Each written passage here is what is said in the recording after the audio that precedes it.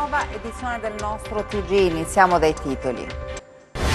Dopo la morte di una giovane donna a poche ore dal parto, il ministro Giulia Grillo ha disposto l'invio di una task force all'ospedale di Cetraro. Anche la regione mobilita il team RISC e chiede all'ASP una relazione dettagliata. Dopo le dimissioni di Shell, il governo ha nominato il nuovo subcommissario della sanità regionale e Maria Crocco, manager di lungo corso nel campo sanitario. Vertenza a tirocinanti MIBAC, un nuovo sit-in alla Cittadella per chiedere la prosecuzione dell'attività di formazione e certezza sul futuro occupazionale. I carabinieri hanno arrestato 15 persone e altre 100 sono indagate nell'ambito dell'inchiesta della Procura di Castrovillari. Dopo il procuratore Bombardieri, anche Facciolla lamenta la carenza di uomini e mezzi, lavoriamo in condizioni di assoluta precarietà. Il sindaco di Crotone ha presentato alla città la nuova giunta 5 new entry, tra cui 2 tecnici e 3 riconferme. 800 km di costa percorribili in ciclovia, si chiama Magna Grecia il progetto presentato a Paola e che coinvolge anche le regioni Basilicata e Calabria. Sono trascorsi 4 anni dalla scomparsa di Gigi Marulla, indimenticato calciatore del Cosenza rimasto nel cuore di tutti gli sportivi cosentini. I tifosi calabresi seguono con grande interesse le operazioni di calciomercato in corso di svolgimento a Milano e la Regina, la società più attiva, le altre attendono prima di affondare i colpi. Ancora buonasera dalla redazione del TG. Dunque torniamo anche oggi in apertura ad occuparci della vicenda della morte avvenuta all'ospedale di Cetraro di una giovane mamma subito dopo il parto. Ebbene, adesso il ministro della Sanità Giulia Grillo ha disposto l'invio di una task force, anche la regione mobilita il team RISC e chiede all'ASP una relazione dettagliata. Intanto prosegue l'inchiesta avviata dalla Procura di Paola. La morte di una giovane mamma avvenuta nell'ospedale di Cetraro dopo aver dato alla luce il suo secondogenito ha suscitato rabbia e amarezza. Morire a 35 anni in una struttura sanitaria per un'emorragia è inaccettabile. Bisogna capire cosa è accaduto. Per questo il ministro della Salute Giulia Grillo ha disposto l'invio di una task force composta da dirigenti del Ministero della Salute, IS, Agenas, carabinieri del NAS e un delegato delle regioni per accertare come sia stato possibile che una donna di 35 anni, già mamma di un bimbo, afferma il ministro, abbia potuto perdere la vita dopo aver messo al mondo il suo bambino, che per fortuna sta bene, ma che crescerà senza la sua mamma. Anche la magistratura ha avviato le sue indagini, ma noi, aggiunge il ministro Grillo, come ministero dobbiamo fare la nostra parte. E nelle prossime ore, nel nosocomio di Cetraro, arriverà anche il team Risk Management disposto dal Dipartimento regionale tutela della salute, un team composto da 4 professionisti che effettuerà verifiche e sopralluoghi nel presidio ospedaliero di Cetraro e attività di audit degli operatori sanitari che a vario titolo hanno avuto un ruolo nella vicenda. Il Dipartimento regionale ha anche chiesto all'azienda sanitaria provinciale una relazione dettagliata su quanto accaduto e anche la direzione dell'ospedale di Cetraro ha avviato un'indagine interna. Intanto va avanti l'inchiesta della Procura di Paola avviata dopo la denuncia fatta ai carabinieri dai familiari della donna e risposte importanti potranno arrivare dall'autopsia disposta dai magistrati. Dopo le dimissioni di Shell, il governo ha nominato il nuovo subcommissario della sanità regionale. Si tratta di Maria Crocco, manager di lungo corso nel campo sanitario. Il 1° luglio scorso le dimissioni presentate dal subcommissario per la sanità calabrese Thomas Shell. Oggi al suo posto il Consiglio dei Ministri ha designato Maria Crocco, manager di lungo corso nel campo sanitario con importanti esperienze maturate all'interno della regione Abruzzo. Maria Crocco infatti è tra le artefici della ripresa del settore della sanità abruzzese che ha superato l'esame del Ministero d'aprile anche per quanto riguarda i livelli di assistenza. Alla seduta del Consiglio dei Ministri non ha partecipato, seppur invitato, il governatore calabrese Mario Oliverio. Il governo dunque punta su Maria Crocco che, insieme al commissario Saverio Cotticelli, avrà il non facile compito di riportare ordine nel caotico mondo della sanità calabrese. Intanto il governatore Mario Oliverio scrive proprio al commissario Cotticelli e ai prefetti delle 5 province calabresi per chiedere un incontro alla Cittadella. Nella lettera Oliverio evidenzia tra l'altro la paralisi gestionale e l'impossibilità di approvvigionarsi anche di farmaci salvavita in seguito, scrive, al vuoto legislativo prodotto dal decreto Calabria e al depauperamento della qualità dei servizi a causa della mancata assunzione di personale. Insomma, il governatore sottolinea che al momento la sanità è paralizzata e si rischia l'interruzione del servizio. Chiudiamo quest'ampia pagina dedicata alla sanità, ai temi del lavoro, l'avvertenza dei tirocinanti MIBAC. Ebbene, questa mattina un nuovo sit-in alla Cittadella per chiedere la prosecuzione dell'attività di formazione e certezze sul futuro occupazionale. Ancora una volta i tirocinanti del MIBAC hanno attuato un sit-in alla Regione per chiedere la prosecuzione dell'attività di formazione e certezze sul futuro occupazionale. Una delegazione di lavoratori e di sindacalisti ha incontrato i tecnici della Regione e del segretariato regionale del MIBAC, un tavolo, quello di stamattina, interlocutorio. Noi abbiamo incontrato il direttore dei beni culturali della Calabria, il dottore Partemia, al quale abbiamo espresso tutte le nostre perplessità e preoccupazioni in ordine a un'avvertenza che coinvolge 627 persone. 627 padri e madri di famiglia che pure hanno dato un grande contributo con il tirocinio appena trascorso. Abbiamo chiesto che si proceda immediatamente alla stipula della convenzione per quanto riguarda il percorso di perfezionamento per questi lavoratori. Siamo convinti e ci è stato detto e garantito che già oggi stesso partirà la bozza di convenzione che dovrà essere approvata dal competente Ministero dei Beni Culturali evidentemente, e che darà la risposta definitiva rispetto al prosieguo di queste benedette attività. Nell'avvertenza, sottolineano i sindacati, si sono registrati ritardi inaccettabili. Il Ministero oggettivamente in maniera inaccettabile sta ritardando l'avvio di questo perfezionamento per 600 persone che vengono pagate dalla Regione Calabria, questa è la verità, ed nell'acquisire un giudizio positivo dal dottor Patania del tirocinio già effettuato, noi siamo rimasti basiti dal fatto che il Ministero non abbia già dato l'ok. Il dottor Patania ha detto che queste persone sono state indispensabili in questi 12 mesi, ha detto che hanno dato la possibilità di tenere aperti i musei che altrimenti sarebbero rimasti chiusi e che rimarranno chiusi adesso. I lavoratori non possono pagare il prezzo dei conflitti istituzionali tra governo e Regione Calabria, né i tempi biblici della politica. Se non ci sarà il cambio di passo e l'assunzione di responsabilità sociale che implica anche atti amministrativi concreti, avvieremo tutte le forme di pressione e di lotta sindacale che possiamo mettere in campo. La Cittadella regionale è dunque anche oggi assediata dai precari, proteste quasi quotidiane di centinaia di lavoratori che chiedono impegni concreti e certezze sul loro futuro occupazionale. I problemi sono tanti, le soluzioni però tardano ad arrivare. Il precariato ha bisogno di essere portato a diventare a entrare in una condizione di stabilità, perché non c'è niente di più difficile che lavorare in una condizione appunto di precarietà e quindi di insicurezza, che poi diventa insicurezza sociale, insicurezza di vita, e quindi in quel senso il lavoro che noi dobbiamo fare e che stiamo facendo per quanto possibile è quello di far transitare dalla precarietà alla stabilità i lavoratori. Questo però non è esaustivo delle esigenze che noi abbiamo di dare opportunità a chi il lavoro non ce l'ha e di dare nuove opportunità a chi il lavoro, per via di una serie di crisi che si sono verificate nel nostro territorio, lo ha perduto. La cronaca adesso, taglio, ricettazione di legname e tentato omicidio. I carabinieri hanno arrestato 15 persone e altre 100 sono indagate nell'ambito dell'inchiesta coordinata dalla Procura di Castrovillari.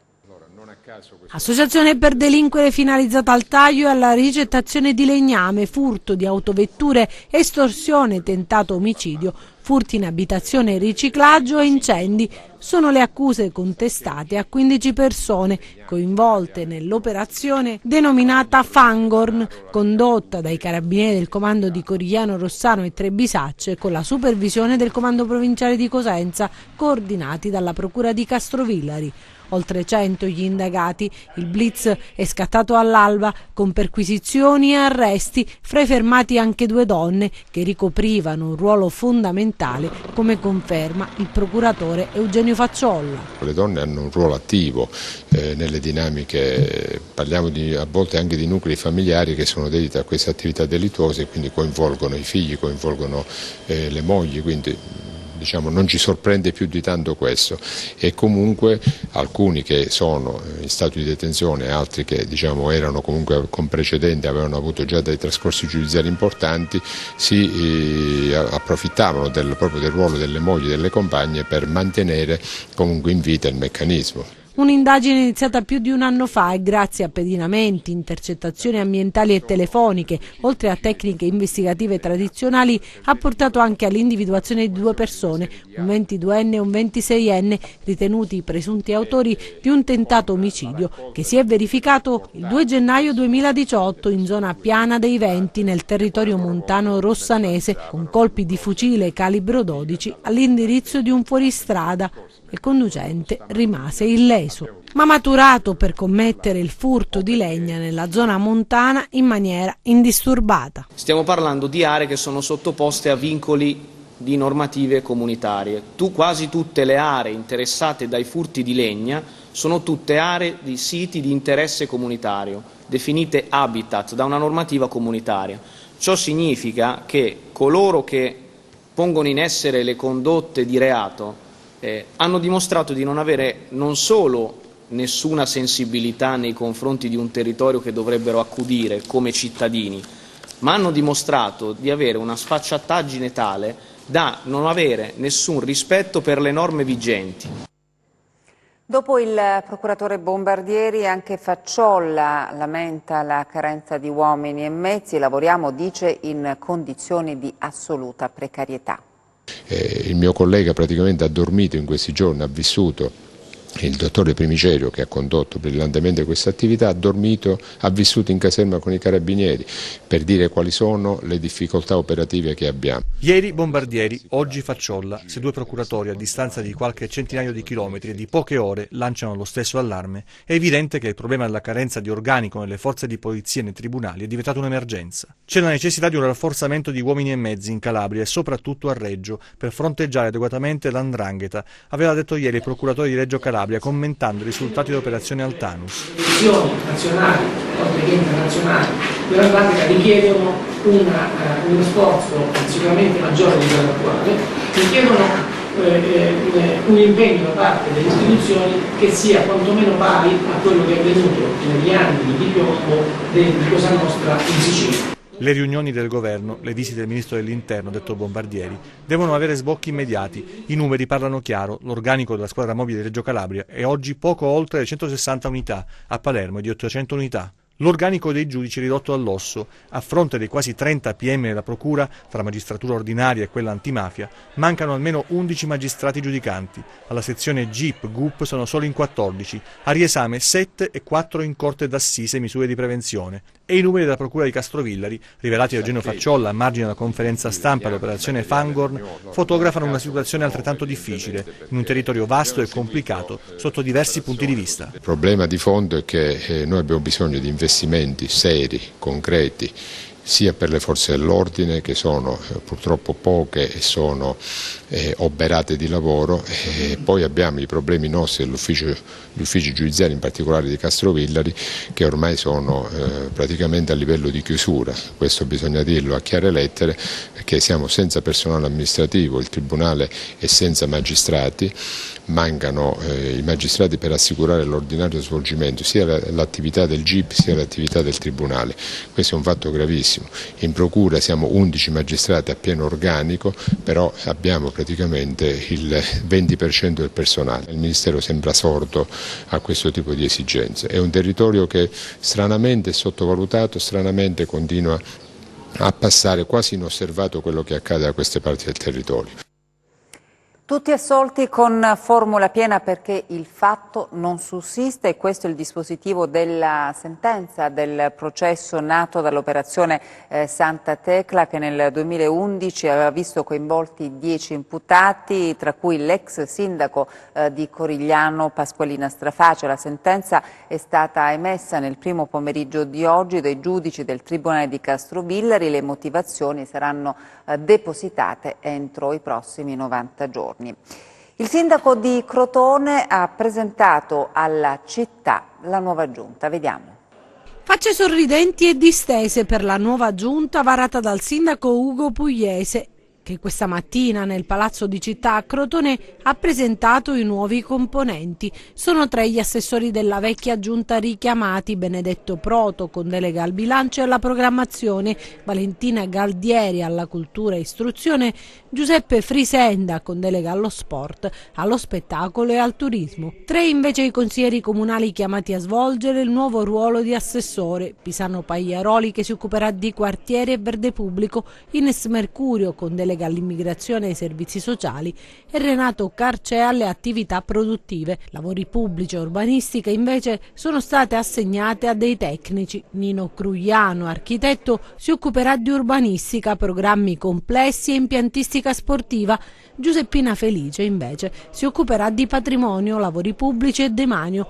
I magnifici 8 che rilanceranno, fa sapere il Primo Cittadino, l'attività amministrativa. Avevano perso entusiasmo, non gli assessori, diciamo un po' tutta la parte politica si era consumata quella parte di attività e si era perso, io per primo, e faccio mea colpa così non do le colpe agli altri, io per primo avevo perso il contatto con la città. A me serve stare in mezzo alla gente, lo devo fare proprio come persona, non solo come istituzione. Io per vivere la città ho bisogno di stare con la gente e se resto rinchiuso in queste 4 mura a sopportare e supportare le emergenze non riesco a stare fuori. E invece dalla gente che ricevo e recepisco l'input e soprattutto la voglia di voler realizzare le cose. E quindi da domani, io ho già parlato con la mia giunta, da domani lavoreranno loro, io starò in mezzo alla gente, da lunedì mattina, la mattina sarò in mezzo alla gente a vedere quali sono i problemi della città e risolvere i problemi della città. Presentata a Paola la ciclovia della Magna Grecia. A Paola un convegno evento sul tema La Calabria cambia passo, la ciclovia della Magna Grecia per correre in bellezza ha presentato la più grande ciclovia del Mediterraneo, un progetto imponente di cui la Calabria è capofila e che coinvolgerà, oltre agli 800 chilometri di costa calabresi, anche la Sicilia e la Basilicata. È un progetto importante perché investe non solo sulla valorizzazione del nostro territorio, delle nostre risorse, ma anche su un attrattore che tende ad intercettare una nicchia di domanda turistica che è in crescita, quella del turismo lento, del turismo sportivo, del turismo naturalistico.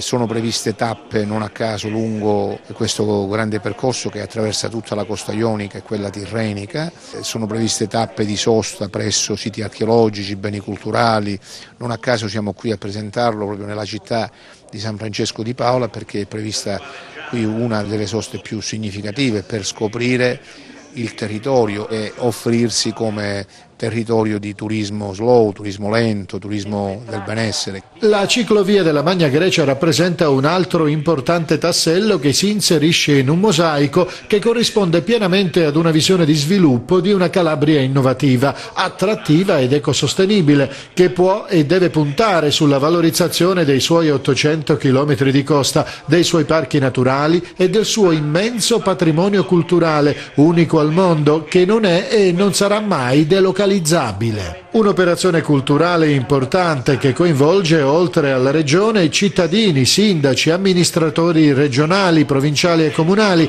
rappresentanti delle forze sociali, culturali e ambientali e del mondo del volontariato. Questa è un'idea innovativa. Non è la ciclovia di un paese, è la ciclovia della Magna Grecia, la ciclovia della Calabria. Si dà una nuova offerta e si dà la possibilità che determinati turisti possano scegliere quei paesi, nel nostro caso ovviamente il riferimento principale è al Santo, che offrono degli strumenti che altri non hanno. Sono trascorsi 4 anni dalla scomparsa di Gigi Marulla, indimenticato calciatore del Cosenza. Il ricordo di Padre Fedele, sentiamo. Pace e bene a tutti. I ricordi con Gigi Marulla sono molteplici. Li voglio sintetizzare in 2 momenti, dal campo sportivo all'altare. Campo sportivo, e chi può dimenticare le giornate trascorse insieme proprio sul rettangolo di gioco, dove io facevo allenamento perché avevo 45 anni, ancora me la sentivo, facevo la doccia assieme a tutti i calciatori, tiravamo i rigori, io, lui e Bergamini, Bonanima, i famosi caffè che si potevano mettere in palio, tantissime cose belle, oltre alle grandi coreografie che lui stesso ammirava. È stato veramente bello, indimenticabile. E poi l'altare sono stato io a unire in matrimonio Gigi Marulla con Antonella. Mi ricordo molto bene quello che lui mi disse dopo la omelia che ho fatto a lui durante il matrimonio. Si Padre Fedele, mi sembrava una radiocronaca di una partita, ed è vero. Parlavo sempre di calciatori, parlavo sempre di rigore, di pallacentro, e quindi lui stesso mi diceva: ma tu hai fatto una predica che rassomigliava a una radiocronaca. E poi tantissimi altri avvenimenti che non sto qui, dato la ristrettezza del tempo che il direttore Attini mi ha dato 2 minuti e sono già trascorsi. Comunque, intramontabile Gigi Marulla, la nostra bandiera non morirà mai, perché Gigi Marulla l'abbiamo tutti quanti nel cuore. A lui, alla sua famiglia, e adesso c'è Kevin, il figliolo, oltre alla sorella, che è l'emblema del Cosenza Calcio. Forza Lupi, però facciamo la sua squadra, mo. In nome di Marulla, andiamo in Serie A. Forza, ciao! E Gigi Marulla è rimasto nel cuore di tutti gli sportivi cosentini. C'è il post di Gennaro Tutino, che non ha mai conosciuto Gigi Marulla, ma vivendo Cosenza e il Cosenza ne ha compreso l'importanza. C'è quello di Marco Criaco, che con il Bomber ha condiviso una giornata memorabile, quella del centenario, l'ultimo tributo alla bandiera del Cosenza da parte del San Vito, l'impianto che oggi porta anche il suo nome. Nessuno si è dimenticato di ricordare il numero 9 rosso-blu a 4 anni di distanza dalla sua morte. Per un giorno Gigi è tornato ad essere il protagonista assoluto della scena cosentina, scalzando le notizie di calciomercato, anche se, a dire il vero, non c'è bisogno di anniversari o ricorrenze per pensare o ricordare l'uomo che ha scelto una città e l'ha difesa come calciatore prima e poi come allenatore e insegnante di calcio per tanti ragazzi. Chi lo ha conosciuto a fondo non può che rimpiangere una personalità limpida, cristallina, il suo carattere gioviale, la sua ironia e la grande affabilità. Gigi Marulla aveva ancora molto da dare alla comunità sportiva calabrese. Oggi sarebbe ancora un punto di riferimento per tanti. Come nel giorno del suo addio non sono mancati messaggi e testimonianze da parte di sportivi e tifosi di altre città e regioni. E nel mondo del calcio, che spesso non unisce ma divide, non è cosa di tutti i giorni.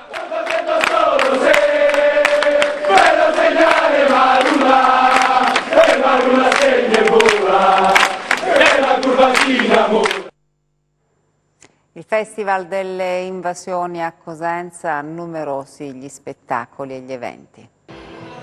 Grande successo di pubblico a Cosenza per il Festival delle Invasioni 2019, un'edizione ricca di spettacoli per tutti i gusti musicali.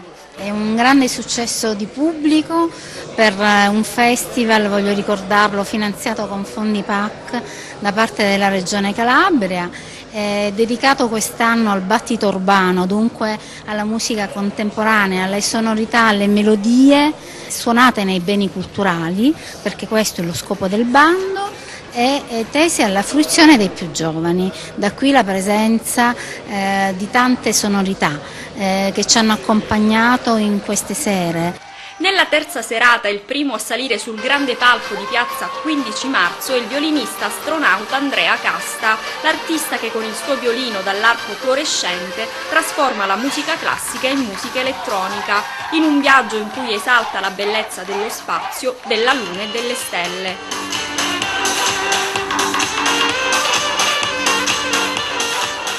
Andrea Casta, con la sua musica techno e house, in questi giorni ha realizzato il primo videoclip all'interno degli spazi di uno dei simboli della città di Cosenza, il Planetario.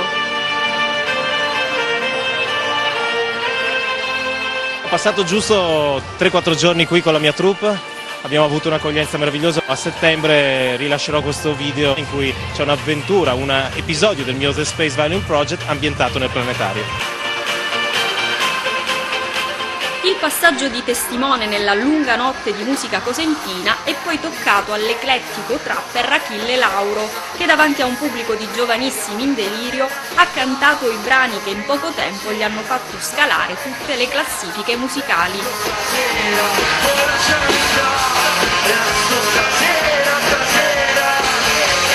Domani chiuderà la settimana dei beni suonati di Invasioni 2019 l'attesissimo concerto di Calcutta. Per rivivere lo stesso sbaglio, a mezzanotte ne ho commessi un paio. Adesso le ultime dal calciomercato. Distanze assottigliate, il Cosenza mette la freccia per rinforzare la difesa e avanza Raffaele Schiavi, contatti recenti tra le parti che lasciano presagire ad un accordo da poter raggiungere in qualsiasi momento. La Salernitana l'ha messo alla porta, i lupi sono pronti ad accoglierlo, Braia intanto attende rinforzi, chi lascerà i Silani? E senza dubbio Domenico Mungo sempre tra Feralpi Salò e Teramo per Varone, spinge la Nuova Reggiana, 2 ex Cosenza si accasano altrove come anticipato. Embalo sarà un nuovo calciatore dell'Eupen, mentre a sorpresa Maniero il prossimo anno vestirà nuovamente la casacca del Pescara. Il Crotone ha blindato Borello, rinnovo del contratto fino al 2022 e come da programma il prestito al Cesena nuovamente alla corte di Modesto. Dopo la parentesi di stagione scorsa arrende. La Vibonese si scatena, dalla Roma ha preso il portiere Stefano Greco, dal Palermo in arrivo Luigi Mendola. Per Rucchini resta il primo obiettivo per la porta del Catanzaro, a maggior ragione con Voltolini alla Reggiana. Ricomincia da Reggio Reginaldo, in attesa di poter sognare ancora e sempre più in grande. Iniziativa dei Lions domani a Cosenza, sentiamo Nicola Clausi. All'interno del congresso distrettuale del Lions Club Distretto 108 YA, tutti i congressisti riuniti a Cosenza per le giornate del 19 e 20 parteciperanno a un convegno appunto sabato 20 su uno dei temi distrettuali che sarà sviluppato durante l'anno sociale 2019-20, che è appunto quello di una rivalutazione, di uno sviluppo che venga dal sud e non più attendere dal nord un possibile rilancio. Abbiamo individuato come possibile rilancio il settore dei beni culturali, sia materiali che immateriali, e infatti all'interno, alla conclusione del convegno, firmeremo un protocollo d'intesa tra Lions e UNESCO. Vogliamo far sì che appunto da questo tavolo di lavoro, da questi illustri relatori, venga un po' qualche idea, qualche ricetta perché appunto il Sud abbia il suo riscatto e abbia il suo riscatto attraverso i beni culturali fantastici che il Sud Italia possiede. E in chiusura le previsioni del tempo.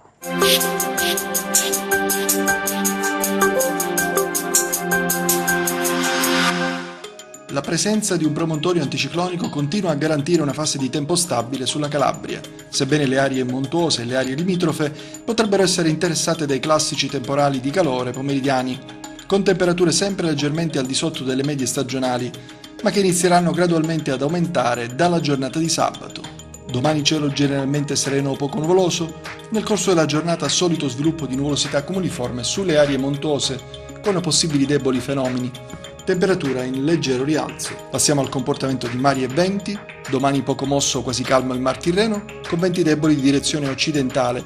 Calmo il Mar Ionio, con venti a regime di brezza. Per essere sempre aggiornati sull'evoluzione delle condizioni meteo, vi rimando oltre al nostro sito www.meteoincalabria.com anche alla nostra pagina Facebook Meteo in Calabria. Ed è tutto, grazie per l'attenzione e buona serata.